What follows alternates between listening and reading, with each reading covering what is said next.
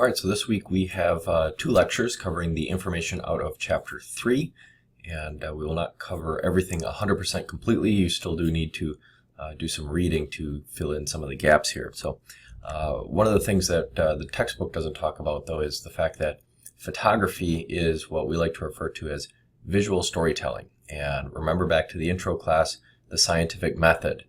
Every story has a beginning, middle, and an end. And so the scientific method, we are documenting the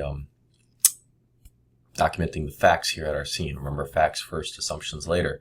So, we are recognizing our need by being called to a crime scene, and the photography helps us to both define the problem and collect data, and then is used by us to analyze the data in developing our hypothesis. So we need to have a lot of photos so that we can tell this story from beginning, middle, and end. A picture is worth 1,000 words, as they say. Visual storytelling. All right, now, part of our photographic process is we need to keep our photographic log. So you'll need some sort of sheet, whether that sheet is an official form issued to you by your police agency, or whether it is a page in your notebook or something you've made up yourself. Whatever it is, it does not matter, but you have to be keeping a list of all the photos you take at the scene. Remember, we can have issues where you could have similar looking photos that are very different, say like pictures of fingerprints. And is this the fingerprint that was collected off of, this door here to this cabinet, or is it the fingerprint that was collected off this door here to this cabinet? And this door here is one I don't open very often, and this is the one that our criminal's fingerprint was found on, versus this cabinet here is one that I'm opening all the time.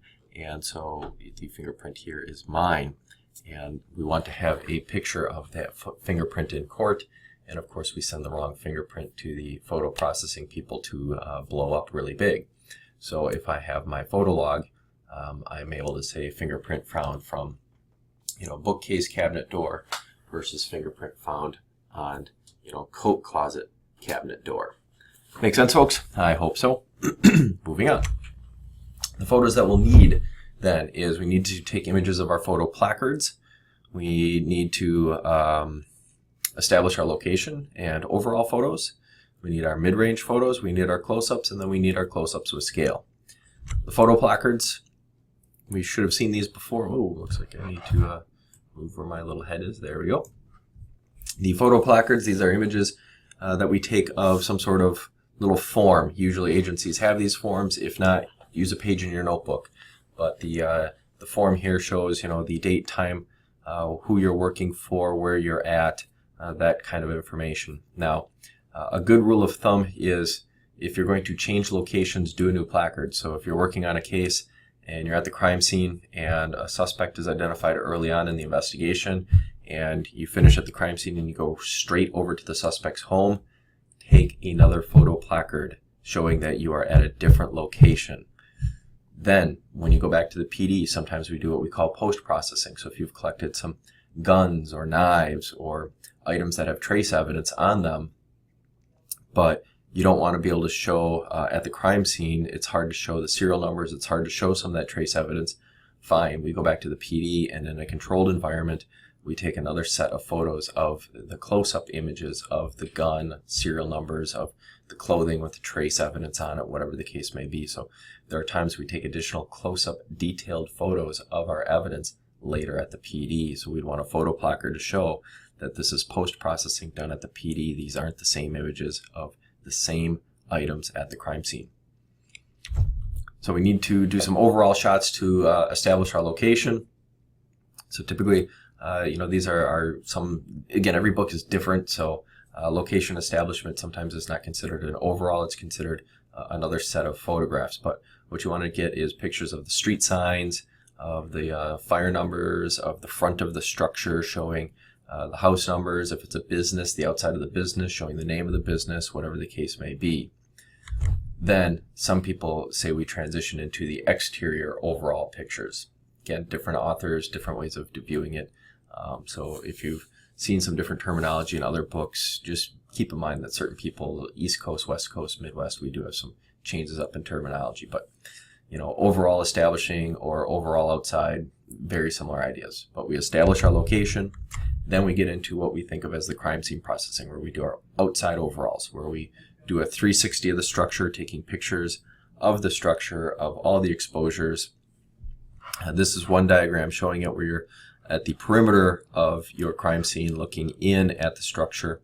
I like to add a second set of photos where I'm kind of up against my structure looking out towards the perimeter. Neither here nor there, you can do whichever way you want.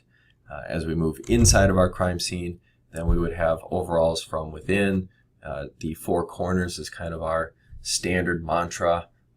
There are some other ways of doing this, but the four corners tends to be one of the most common ways of doing it, where we're standing in the corners and looking into the center of the room, taking images showing the whole room, not really caring about any details, not showing any details. The details are there, but we're going to focus on those later when we start our mid-ranges and close-ups. When we have hallways, you're looking just straight down the hall, etc., etc. So kind of a progression here. So here's a vehicle that has been damaged in a car crash type situation, hit a parked vehicle, and hit and run situation. So we have our vehicle here. We want some overall, mid-range, and close-up. So here's an overall, one overall. It's showing the whole vehicle from one side. From this image, you can see the damage. You can see that there's a huge dent here, but we're not focusing in on it at this point. We are just trying to show that this is one big vehicle. And you can also see some dents up front. We got some other damage on the vehicle, but at this point, we're just trying to show that we have a vehicle that was involved in a crash. This is one of many overalls. Next, we go into our mid-range, and with the mid-range, now we're getting in a little tighter, and we're starting to show some of the damage, and we're starting to show that you've got some paint transfer here even. And then we get into the close-up, where we're showing the actual paint transfer. We are showing the actual damage to the vehicle. And in this image now, we would also add in a scale and have, or not in this image, in one more image, we would take one additional image where we would add a scale and show the size of this damage with scale. And then after we've taken all these images, we'd probably take paint samples for the trace evidence to get paint transfers. One more example. A favorite case of mine, a fire that happened at the city limits, just outside the city limits. Again, this is one of many overalls of the exterior of this scene. The firefighting is still going on actually during the scene. And the front door to the house is right here. And this is the garage over here. You see this big tree. There's a pathway that goes from the front door of the house down to a driveway here. So the driveway is this gravel driveway that comes up along here, makes a left-hand dog leg, and goes into the what's left of the garage. And so we go forward to our mid-range. Here is our mid-range. You can see the driveway, you can see the sidewalk. You can see kind of that dog leg going back to the garage. This is a mid-range that I wish I could redo, because I think I would crop it down a little bit more and not show the firefighters in it and show just more the edge of the sidewalk and the tree. But c'est la vie, this is what you get. Sometimes, 20/20 hindsight, you always like to redo your pictures. So this is one that I also like to show where you're showing too much of the background, that the mid-ranges, we want to be careful about not showing too much that it becomes distracting. But there's an object right here on the driveway. You can see that there's something of importance here. And then we get into close-up. We've pretty much filled the frame. One other little minor thing, kind of one of those learn from my mistakes, should probably actually have this, instead of going up and down, I should probably have it going left to right, and I could have filled the frame a little bit better. But c'est la vie, again, learn from my mistakes. So the idea here, though, is this is the nozzle from a gas can. And visual storytelling, let's go back. We've got the front door to the house here. We've got a sidewalk that goes down to the driveway. And by the way, you have a neighbor who lives over here, and this is the lot line. This is a little fence line right here, and this was a house that was abandoned and foreclosed on, and had become blighted and had become a nuisance. There had been neighborhood kids would go in there and drink, and there was some drug use, and just some long-standing issues. And basically the neighbor went and burned down the house to get rid of it so that it was not a blight on their neighborhood anymore. And it was very easy when you start walking through and talking with people and seeing how, the guy could walk right up into the front door And as he was coming out, potentially replacing the gas cap on his gas can, the nozzle thing just fell off, and you've got the sidewalk, right here that he's coming. Somehow he dropped the nozzle as he's replacing it, and he's probably in a hurry because he had lit the fire. And now he's going across here, and there's actually straight over here, there is an opening in the fence back to his yard, and so there he is back at his home. And there's a lot more to the story, but I only have so much time for this recording, but it's a pretty fun little case. But look at this too. One of the reasons why this actually is a successful mid-range is because you can see how hot this fire got. I mean, look at how tall the fireball is here. The roof line's like right there, and the fire is going much higher. And you can see it had gotten hot enough where stuff was, the grass is on fire. You've got this big tree here. It's not on fire. But as we come forward, you can see that that tree had gotten damaged. You can see all the grass here had gotten damaged. You can actually see that there was some heat transfer across the gravel, and that there's heat damage over to the grass over here. There's some heat damage to this little grass in the driveway, in the gravel driveway. So when you look at the spigot was never involved in the fire, but yet there was enough heat that there is some melting going on this spigot, on this funnel piece. So we're able to visually tell that story, and now that I've walked you through all the steps, you can see exactly what my visual storytelling was. And again, if I was able to give you all the photos from this case and not just this one walkthrough, you would see the straight line over to the neighbor's house, basically right to his front door, and some issues with him sitting outside, having his evening drink, and the neighbor's house is burning down, and he is not the one who dialed 911. It was somebody driving down the highway almost a mile away calling 911 about the smoke plume. Now, when we get into our close-ups, we also add our close-ups with scale. And so what we want to be making sure is that we are using our forensic scales and not just some random ruler that you get someplace.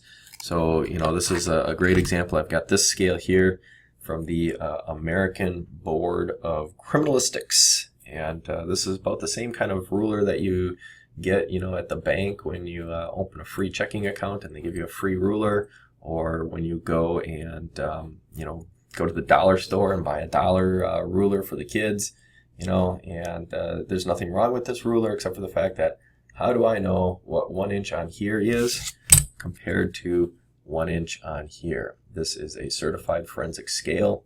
It carries the name of a forensic supply company on it, and it's got some other little things that we deal with as it relates to white balancing and color correcting of images.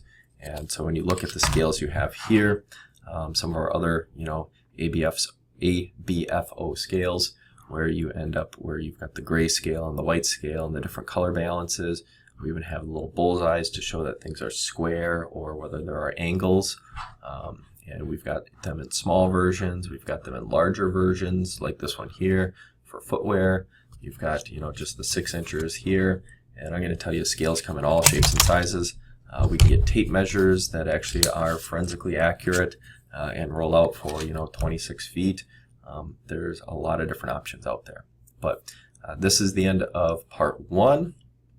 We'll talk about some additional things in part 2. But just remember our progression. We talked about this in the intro class. Hopefully everybody has finished the intro class by the time they're in this class, although you can co-rec it from time to time. But our progression is getting that placard, establishing our location, documenting everything in an overall, documenting all the items of evidence in mid-ranges, and then individual items of evidence in close-ups by themselves, and then close-ups with scale. From time to time, some of our scale photographs we don't do on scene. We package the items, we bring them back to the PD, and we do post-processing, where we process those images, or we take those images back at the police department in a controlled environment, getting it very tight and close up. Now, keep in mind, too, the book talks about having the scale in the same plane. So you don't want, say, if you're taking a close-up of an object, you don't want the scale here. If you're doing it, you want the scale here. So the textbook has some great illustrations where they show that they use like some post-it notes and prop the scale up to be at the height of the edge of the gun. All right, so my 15 minutes recording time is almost up here for this video. So get ready for part 2 here in a few seconds. Well, actually, you have to click on the next link.